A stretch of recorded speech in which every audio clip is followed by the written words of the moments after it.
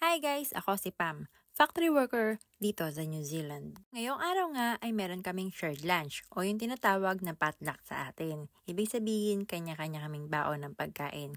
Ngayong araw nga ay tubig lang ang dadaling ko dahil marami naman kaming pagkain mamayang break time. Laging ganito sa department namin. Lalo na kung meron mga special occasion na kailangang i-celebrate. Lagi talaga kami may pagganap na shared lunch. Dahil nga Disney princess ako, nag-share na lang kami ng mga kasamahan ko para bumili ng pizza. Okay na yon kaysa magluto pa. Long weekend nga ngayon dito sa New Zealand dahil sineselebrate ang Matariki Day. Ang Matariki Day kasi isang public holiday dito sa NZ. Kaya Friday pa lamang, yung iba ay nag-out of town na kasi nga long weekend. Ito na yung best time with your loved ones na gumala. At dahil nga traffic, dahil naabutan na kami ng uwian ng school, nagmarites muna kami ng driver ko.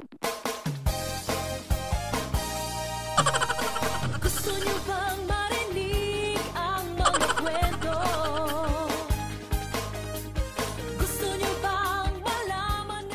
Break time na nga at busy-busy ang mga kasamahan ko na mag-prepare ng aming pagkain. Mahilig talaga ang department namin sa mga gantong pagganap.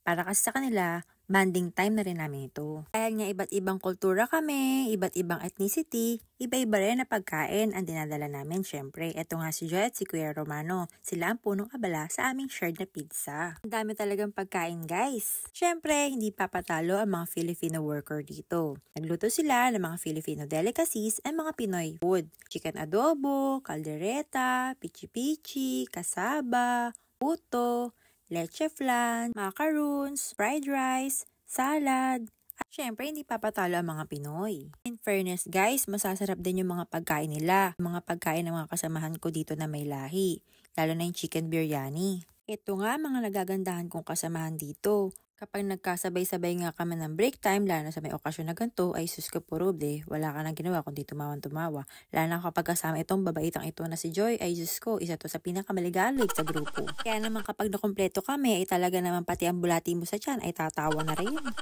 Balutin mo ako ng maayos at walang nakatingin. Huwag hayaang maubusan ng dessert at kakanin. Mabuti pa kaya'y ubusin mo at lahatin. At kapalit nito ang pag-i-LBM mo. Walang tigil. O diba, tignan mo na lamang kung gaano kaligalig ang batang are.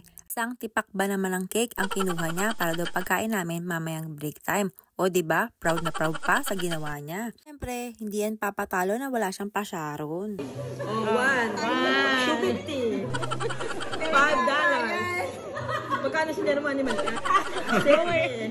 Bawi. Kaya ako nagmamadali nagpasa. Palitaw. Anong pleto?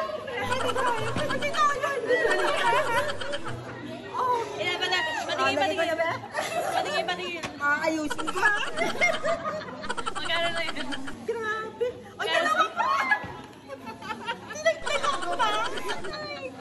Ba, nakita nyo naman, walang patawad, pati ba naman toyo ng sushi ay take out pa. At eto nga naman ang bunga ng kakapalan ng mukha namin, gasa ng muka. Siyempre, kung hiya-hiya kami, edi wala nga pala kaming merienda for today's video. Ibang klase yon. Dapat talaga pumasok everyday kapag walang toxic at walang mga tagapagmana ng kumpanya.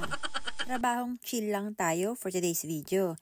Thank you Lord sa biyaya. Bye guys! See you in my next vlog!